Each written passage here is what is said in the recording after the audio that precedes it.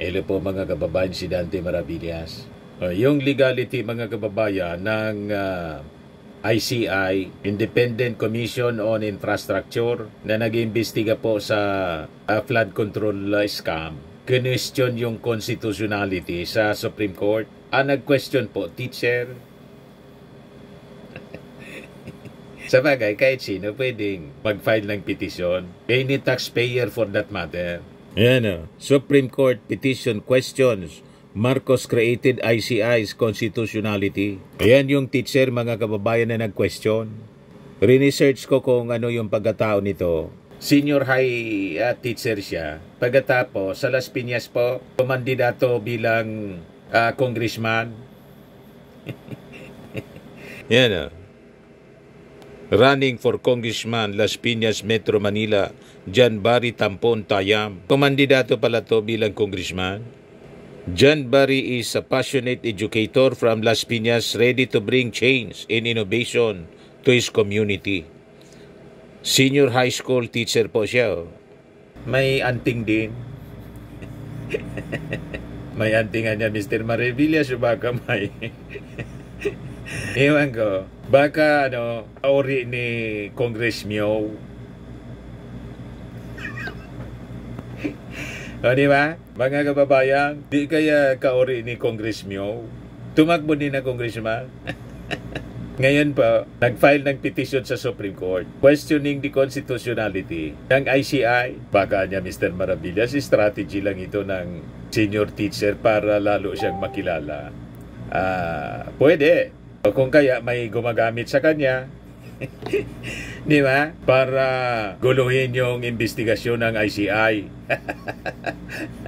Di natin alam yung motibo at kung anong alliance siya mayroon, mga kababayan, ngayon. Other than siya daw ay isang senior high teacher.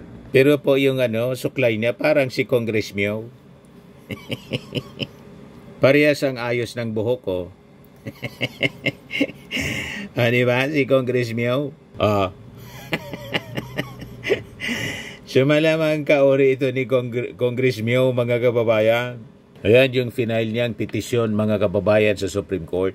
Sabi dito sa report ng GMA News, a teacher has filed a petition with the Supreme Court questioning the legality of Executive Order number 94, which established the Independent Commission for Infrastructure, or ICI. In a 22-page petition, si John Barry Tayam asked the High Court to declare the validity and constitutionality of ICI, as well as to determine the lawful creation and scope of authority of the Commission. Sabi po niya, ang prayer ko naman dito ay bigyan nila ng ruling kung valid ba. Kasi ang issue na nire-raise ko dito, unconstitutional ba yung Executive Order na 94 ni President Bongbong Marcos? Sabi po niya sa ambos interview. Sabi po ni Tayam, yung ICI niya will be abolished if it is found to be unconstitutional. However, sinabi ko na sana kahit nakasampa na ng kaso o yung following the doctrine of operative fact as valid siya until proven na unconstitutional or illegal. Tayam cited the Philippine Truth Commission under the administration of late President Benigno Noynoy Aquino, which was declared unconstitutional by the court for violation of the Equal Protection Clause.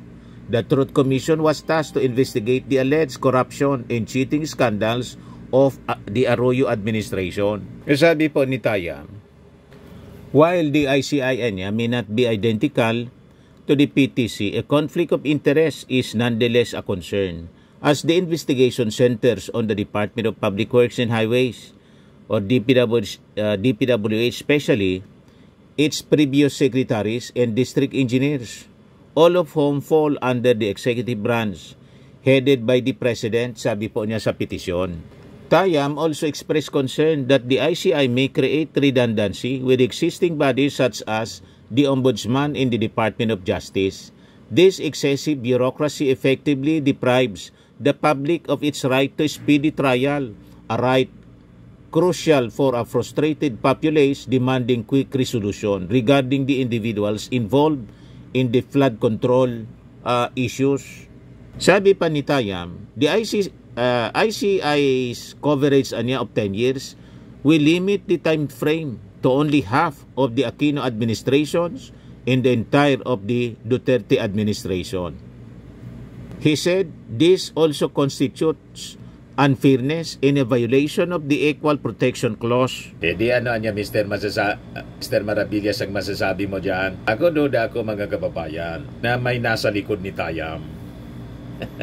Kasi yung mga sinasabi niyang redundancy, trabaho na daw ng ombudsman, saka ng DOJ. Isa magnitude, mga kababayan, ng flood control scam. Importante itong may binuong independent commission yung ating Pangulong Bongbong Marcos. Dapat nga magpasalamat siya kung totoo na he is passionate for change, tulad ng sinasabi niya dito sa kanyang credentials nang tumakbo siya bilang congressman ng Lone District ng Las Piñas. Iba po, committed din siya sa transparency. Diba? Ito na yung mission mismo na ginagawa, sinasagawa ng ICI. At yung sinasabi niyang excessive bureaucracy.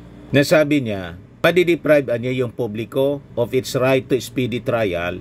Mas nga na mapapadali po kasi tumutulong yung ICI para sa pag-imbestiga po. Di ba? Pati nga yung Supreme Court po na-inspire sa ginagawang investigasyon ngayon. Yan o.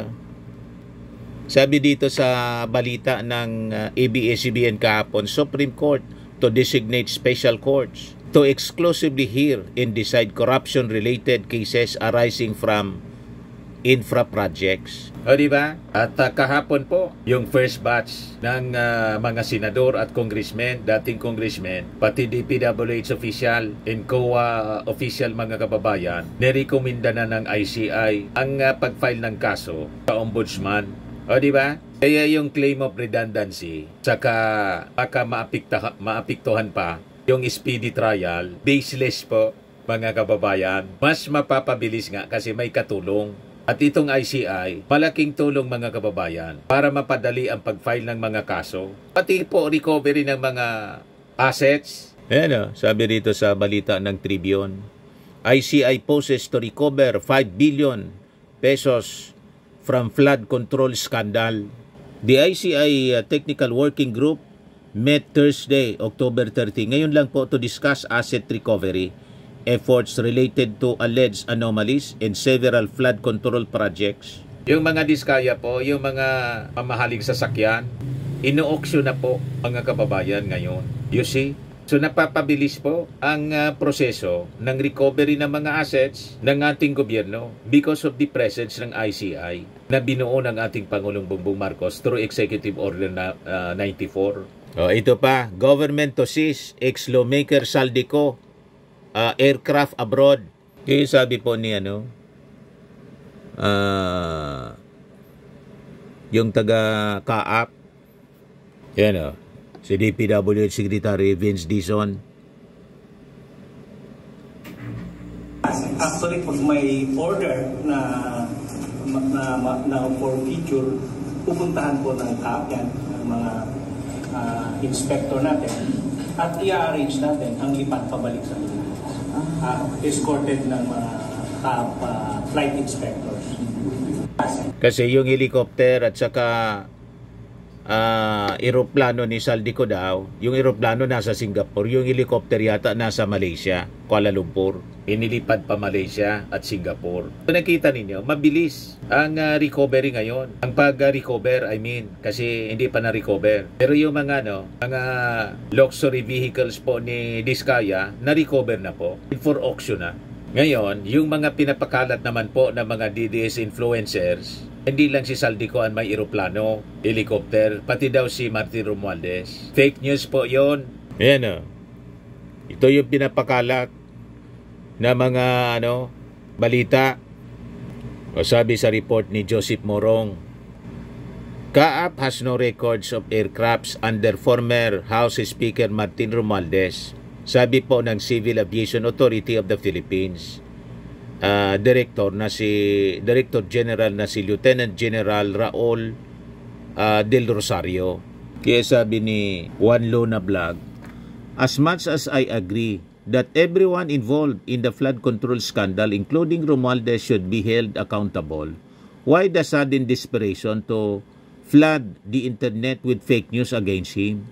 And now, you're saying the kakampings are not on your side? So what? You want us to echo fake narratives the same way you did?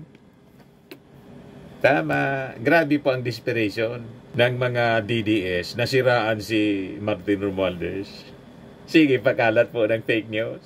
Na-check, fact check na naman po ngayon. Fake news. Wala kayong kadala-dala. Sabi ko sa inyo mga kababayan, pag ang nagpapakalat ng balita galing po sa kampo ng mga Duterte, mga DDS influencers, at mismong si Duterte o pamilya Duterte, huwag na kayong maniniwala. Punong-puno po yan ng propaganda. Black propaganda at fake news ang madalas na sinasabi nila. Sa 10 sinabi nila, 15 yung mali.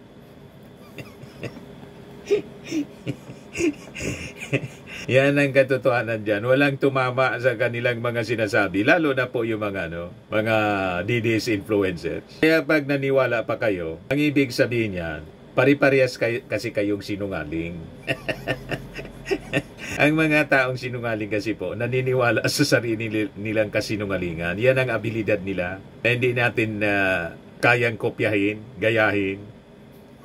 Imagine, sarili mong kasinungalingan. Alam mong, hindi man totoo. Naniwala kang totoo. Di ba po? Ganon.